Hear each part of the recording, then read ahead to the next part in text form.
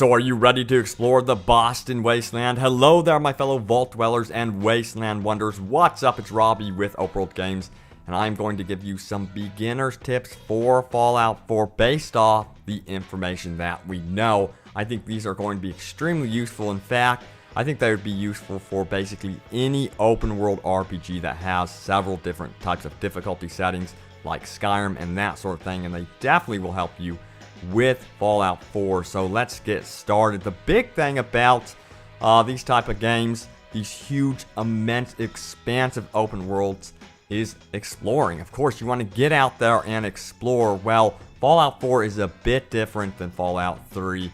The enemies will have set level ranges for different parts of the game world. That is, if you stumble into a certain part of Boston, you'll notice certain enemies having, level 30 through 35 or something like that. Beware, this game will act like Dark Souls or Bloodborne in this way and several other ways. So if you do run into high tier enemies that are higher level than you, it's wise to stop, go, oh man, I need to head back and I need to level up instead of trying to power through it. It's wiser to say to yourself, okay, in a couple hours, maybe even 10 hours, I will be returning to this area, I assure you, my ghoulish friend, and I shall take you down. So just remember that. And also, mentioning these powerful enemies, you will be running into legendary enemies that you just cannot face off against at the beginning of the game. It's like you will die.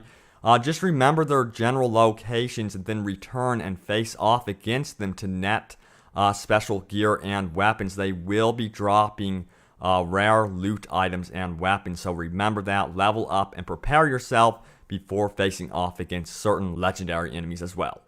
So with that being said, exploration sounds like it could be a little bit rough in Fallout 4, so I highly recommend staying on the mission path for the first hours, as this will net you new weapons and gear, and it will just get you more familiar with the game.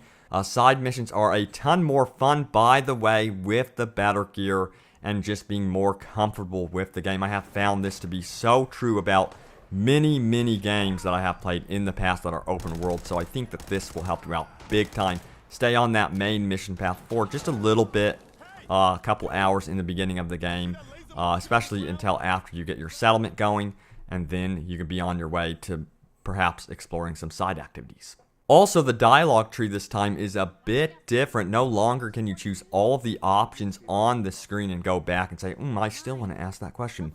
Once you choose a tree, it closes out other dialogue options within the wheel, so just beware of this when you are playing the game. And by the way, I highly recommend specializing your character. That means if you want to be a melee-centric character, make sure you invest properly. Being a jack of all trades may sound really cool, but it may make your journey quite difficult, especially in the beginning of the game. I mean, if you're weak at guns and you're weak at your melee combat, because you have spread your points out so thin, it's not really going to be beneficial to you. So I really consider investing into one or the other. That's just my opinion. And remember, if you do invest in guns, you will need ammunition, of course, throughout your journey, meaning the game may be a little bit more difficult for you, and you will likely have less bottle caps because of it, because you are constantly replenishing your ammunition. So just keep that in mind. But you know what? I'm still gonna go for it because I am a gun nut, and that is how I have played Fallout games. And personally, I reserve my ammunition so well, I guess you would say, that I haven't really had a problem running out of ammunition that much. So maybe it won't be a problem with you. Just be careful of that. Just make sure you reserve your ammunition and make sure you are on target and not wasting bullets. This isn't like Call of Duty where you can just spray and pray.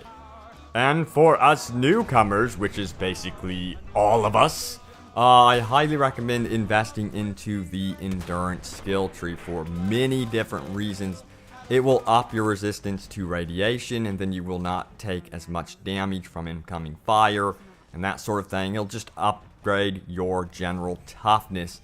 And by the way, you will notice by the Fallout 4 map that is on the Pip-Boy app on your phone, on your mobile device, that you will see tons and tons of water, more so than in Fallout 3, around the map. This means that there's going to be more radiation for sure, so you definitely want to consider toughening up And you know, since water is such a big deal in Fallout games, you want to stay away from it. Endurance is important because of Aqua Boy. This is a perk that allows you to take no radiation damage from swimming and can even breathe underwater. And then later down the road, you can even have radiation regenerate some of your lost health. So as you can see, there's tons of benefits for the survival aspect of the game when investing in endurance. And do you want to be antisocial? I'm sure you do. Well, there is the Lone Wanderer perk. Now, this isn't just for roaming the wasteland by yourself. There's actually something in there that's extremely important no matter what, even if you do have a companion. You can up your carry weight by 50. This is so important to me to keep upping your inventory weight because it makes fast travel and moving around the world so much simpler. You don't have to be over encumbered. You have no idea how much of a pain it is to be over encumbered when you just want to explore. So whatever you do, make sure you upgrade enough charisma to get the Lone Wanderer perk.